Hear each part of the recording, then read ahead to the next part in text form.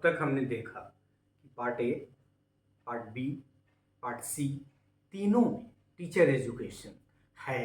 एक तो उसके जब आप रनिंग मैटर में जाएंगे तो उसमें इनपुट आपको काफ़ी मिलेगी, क्योंकि ये हमारा रिसर्च पेपर तो है नहीं कि हम उसको रेफर करेंगे आदि। दूसरा, हमने तर्क दिया कि क्यों क्यों है। यहाँ हम लोग इस पार्ट में पार्ट डी की चर्चा करेंगे, और पार्ट डी क्या है आपका? School culture and processes. So part D is regarding culture of the school and teaching learning process under the head school culture and processes. देखिए, एक तो दो कंसेप्ट यहाँ हमने कहा कि regarding culture of school, can you imagine any culture of a school without teacher and teacher education? And teaching learning process, can a process of teaching and learning can be imagined without a teacher and his or her education? So under the head school culture and processes, it contains only two subheads. इसका जो deliberation है उसमें दो सबहेड्स हैं, school culture and school processes. अब school culture के concept को यदि आप उसमें पढ़ेंगे, या फिर आपका अपना एक ओपिनियन है कि स्कूल कल्चर क्या मीन करता है, तो क्या आपको नहीं लगता है कि स्कूल कल्चर की तीन पंक्ति की भी चर्चा होगी तो उसमें टीचर या टीचर एजुकेशन को तो आना ही होगा। And same is true with respect to school processes. बाकी इंफ्रास्ट्रक्चर, इन्वायरमेंट वगैरह तो सेकेंडरी चीज़ें हैं। If we are talking about the formal system, और स्कूल की बात कर रहे हैं तो फॉर्मल सिस्टम की ही बात कर रहे हैं। तो फॉर्मल सिस्टम में स्टूडेंट या लर्नर के बाद कौन आता है? The teacher is the next one.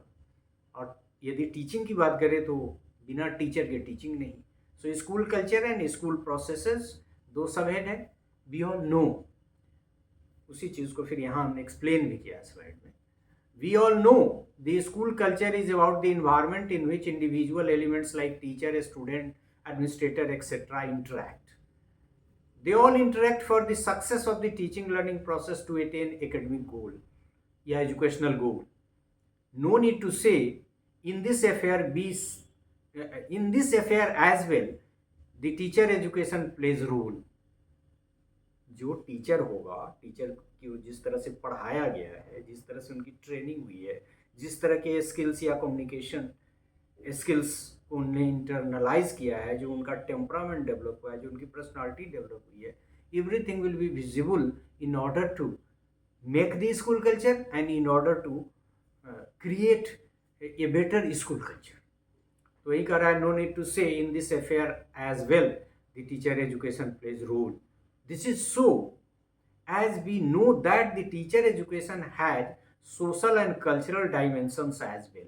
क्योंकि आप जब करिकुलम देखेंगे, पहला पेपर बीएड का हमेशा, अब तो हालांकि ये नए में चेंज हो गया है, लेकिन इमर्जिंग इंडियन सोसाइटी, जितने भी करिकुलम फ्रेमवर्क पीछे का भी आप देखेंगे, उसके करिकुलम में, टीचर एजुकेशन के करिकुलम में सोशल डायमेंशन है, कल्चरल डायमेंशन है. So school culture and processes is not possible without teacher and teacher education. So we can also conclude that there is the input of teacher education in part D logically, and it is already there in the text when you will go through the concept, that is school culture and processes.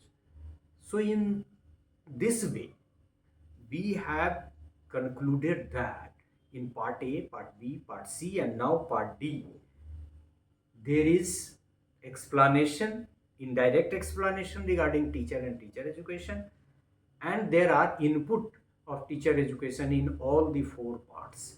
So far as part E is concerned, we have already said in the beginning that part E is more focused, directly focused regarding teacher and teacher education.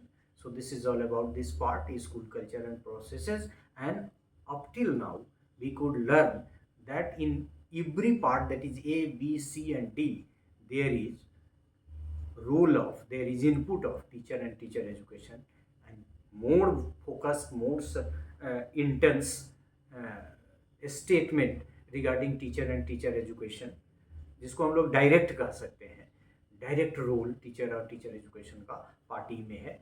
So no need to say that teacher education is there in every part of the school structure, that is through part A, part B, part C, and part D, and part E. Thank you for this part. Thank you.